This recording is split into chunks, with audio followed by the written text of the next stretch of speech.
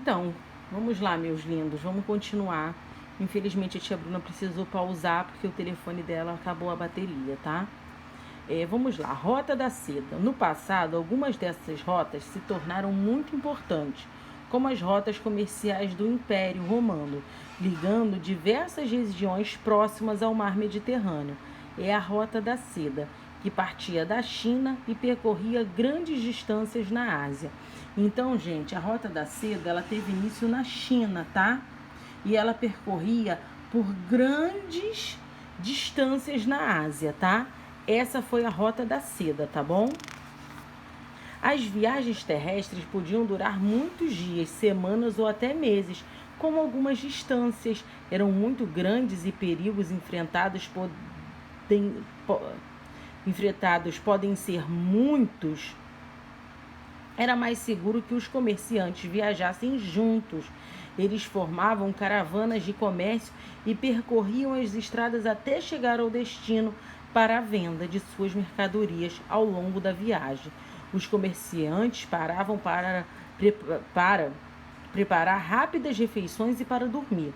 Além de negociar produtos, os comerciantes viviam experiências enriquecedoras, entravam em contatos com povos de culturas diferentes e conheciam diversas paisagens. Gente, então vamos lá. As viagens terrestres, elas podiam durar muitos dias e até mesmo semanas e meses. Como algumas distâncias eram muito grandes e perigosas, os comerciantes, eles achavam mais seguro fazer essa rota, né? Essa rota terrestre em grupo, junto. Então eles formavam grandes caravanas de comércio, tá? Aquela caravana foi o que eu mostrei. Iam-se vários comerciantes, iam cavalos, camelos, né? E até os guardas, né? Os soldados, né? Na época, eles diziam, os militares, né? Eles faziam iam todos juntos, né? Para a segurança deles, porque era muito perigoso fazer essas rotas, porque elas duravam, além de durar muito, eles passavam por lugares que eles não conheciam. E além de passar em lugares que eles não conheciam, eles também levavam mercadorias que tinham valores, né? Então era muito perigoso. Por isso eles faziam essa rota terrestre em caravanas.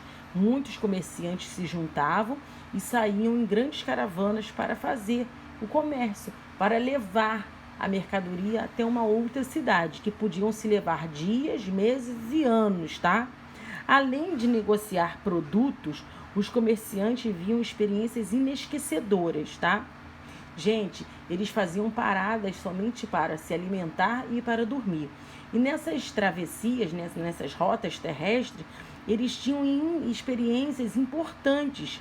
Eles encontravam novos povos, com culturas diferentes, eles conheciam diversas paisagens, eles conheciam produtos novos. Então, gente, era uma viagem com conhecimentos enriquecedores, experiências enriquecedoras e inesquecíveis, tá? Então, essa rota terrestre, eles não era somente para o comércio, tá? Eles também tiravam grandes conhecimentos, né, culturais, né, enriquecedores para a vida deles, tá? Durante vários séculos, muitas pessoas não conheciam mais do que a aldeia ou cidade onde nasceram. Por isso, as histórias contadas pelos viajantes eram uma fonte importante de informações. Com base nelas, as pessoas imaginavam o que se passava em outros lugares e muitas vezes criavam outras histórias sobre aventuras em terras distantes. Então, gente, durante vários séculos, tá? Muitas pessoas não conheciam mais do que a sua própria aldeia, onde nasceram. Por isso, as histórias contadas pelos viajantes, foi o que eu falei lá na outra folha. Os viajantes, né, que faziam essas rotas terrestres, eles traziam para os seus povos mais conhecimento, não só de mercadoria, como de histórias que eles acabavam conhecendo. Então, gente, as pessoas que muitas vezes não saíam da sua própria aldeia, da sua própria cidade, eles acabavam conhecendo histórias que vinham através desses viajantes, né? Aqui são alguns viajantes, tá? É uma ilustração onde mostra, tá? lugares que foram percorridos, distância entre a atual Itália e a China, tá? E em viagens que possibilitavam diversas trocas comerciais e culturais. Então, gente, olha só, as viagens, elas só não beneficiavam o comércio, né, para fazer as suas trocas comerciais, como também eram troca de culturas entre povos, tá? Os povos acabavam trocando conhecimentos, trocando histórias, culturas, tá? Além da mercadoria, que era o ponto principal que eles faziam essa rota terrestre, tá? O ponto principal era a troca de produtos, era o comércio. Mas também na ida, né, nesse trajeto percorrido, eles acabavam adquirindo conhecimento cultural e traziam histórias para o seu povo, porque muitas pessoas, né, acabavam nem saindo da sua aldeia, nem conheciam outra cidade, e conheciam, né, e obtinham conhecimentos através das histórias contadas pelos viajantes, tá? Então as rotas terrestres traziam grandes benefícios também aos povos, tá, gente? Olha, gente, aqui, ó, eu vou virar assim a folha. São gotinhas do saber. As viagens de Marco Polo, tá? Marco Polo nasceu em Veneza, atual Itália, no ano de 1254. Filho e neto de ricos mercadores, quando tinha 17 anos, chegou às terras do imperador mongol Kublai Khan, cujo império abrangia muitas terras, entre elas que hoje correspondem à Rússia, à Índia e à China. Inteligente e observador, ele registrou os costumes de povos que viviam no Extremo Oriente, praticamente desconhecidas na Europa, tá? Marco Polo deixou manuscritos que foram publicados na Europa, tá, gente? No século XIV, século XV, mais ou menos, tá bom? Eles foram publicados, tá? Seus relatos estimularam os sonhos europeus de realizar grandes navegações, tá? Então vamos lá, gente. Marco Polo, ele nasceu na Veneza, tá? Em 1254. Ele era filho e neto, gente, de ricos mercadores, tá? Ele tinha 17 anos quando ele chegou às terras do imperador, cujo império abrangia muitas terras, entre elas as que hoje correspondem à Rússia, à Índia e à China. Ele era tão inteligente, gente, e observador, que ele registrou os costumes de povos que viviam no Extremo Oriente, praticamente desconhecidos na Europa. Ele deixou também, gente, escrito e publicado na Europa seus relatos que estimularam os sonhos europeus de realizar as grandes navegações. Então, gente, através das as viagens de Marco Polo, que era um rapaz de 17 anos, inteligente e observador, ele deixou tudo isso registrado, todo esse conhecimento, e isso estimulou mais ainda, tá, os europeus a realizar grandes navegações, grandes rotas, tá? A Grande China,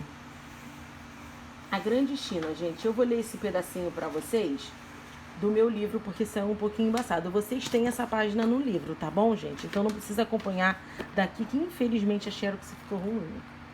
A viagem por esta planície, em direção ao sul, leva 5 dias. A cabo da 5ª jornada, chega-se a uma outra descida de 20 milhas de extensão, por onde é muito difícil de se andar e onde há também grande número de ladrões. No final, embaixo, chega-se a uma outra planície igualmente bela, chamada Carmosa. Para atravessá-la são mais 2 jornadas e que se passa por uma linda ribeira onde se encontram francolins, papagaios e outros pássaros diferentes dos nossos. Passados 2 dias, chega-se ao mar Oceano, em cuja orla fica situada a cidade portuária de Hormuz. E aí que chegam da Índia os navios com todas as especiarias e tecidos de ouro, elefantes e muitas outras mercadorias deste lugar. Eles são levados para o resto do mundo. Esta é uma terra de intenso comércio e também capital da província. O rei chama-se Iacomar e sob seu poder, há muitos castelos e cidades. Gente, a Grande China, ela é a principal, tá? Cidade do comércio, tá? A China tem um extenso comércio, tá? É uma cidade, é uma terra de comércio muito presente, variedades de mercadorias, de panos, tá? Então a China já é a cidade de muito comércio há milhares de anos, tá, gente? Há alguns séculos a China já tem esse tipo de comercialização, tá, gente? E é muito importante. E aqui na Grande China, nesse texto, é relatado, tá, gente, uma rota, tá, que leva 5 dias para uma coisa, tá? Tem uma descida de 20 milhas de extensão, por onde é muito difícil de se andar. Então aqui, gente, a gente está falando sobre as rotas, as viagens, a dificuldade de fazer esse tipo de viagem, tá? O que encontramos, os conhecimentos, né? As culturas diferentes, os povos, né? Os perigos encontrados nessas rotas, tá? Tudo isso é falado nesse texto. E a gente falou também sobre as viagens de Marco Polo, que foi um jovem muito inteligente, observador, tá? Que deixou um grande incentivo aos europeus, tá? Para fazer novas rotas, né? Grandes navegações, tá? Foi o que a gente falou nesse pedacinho. Aqui a gente vai falar um pouquinho sobre rotas fluviais e marítimas. Além das rotas terrestres, também existiam rotas que eram percorridas com embarcações, como canoas ou navios. Algumas dessas rotas eram fluviais, ou seja, seguiam por rios. Existia também as rotas marítimas, aquelas que seguiam pelo mar. Lembre-se de que muitas cidades surgiram próximo aos rios, pois assim o abastecimento de água era garantido, o que é essencial para a sobrevivência dos seres humanos, né? A água dos rios era usada para consumo humano e de animais, além de possibilitar o desenvolvimento da agricultura. Então, gente, olha só, além de rotas terrestres, a gente também tinha rotas fluviais, que eram as rotas feitas pelos rios, né? E as rotas marítimas, que eram feitas por grandes embarcações nos mares, tá? Muitas das rotas, gente, surgiram, né, em rios, né? Lembrando-se também, gente, que também tem as rotas marítimas, que foram feitas nos mares, que são feitas pelos mares, tá? Muitas cidades, gente, surgiram próximo aos rios por causa dessas rotas, tá? Algumas cidades surgiram perto dos rios, por quê? Porque assim podiam abastecer de água, né? Podia ter o abastecimento garantido de água para essas embarcações, né? E para a sobrevivência dos seres humanos e dos animais também, tá? Além de possibilitar o desenvolvimento da agricultura.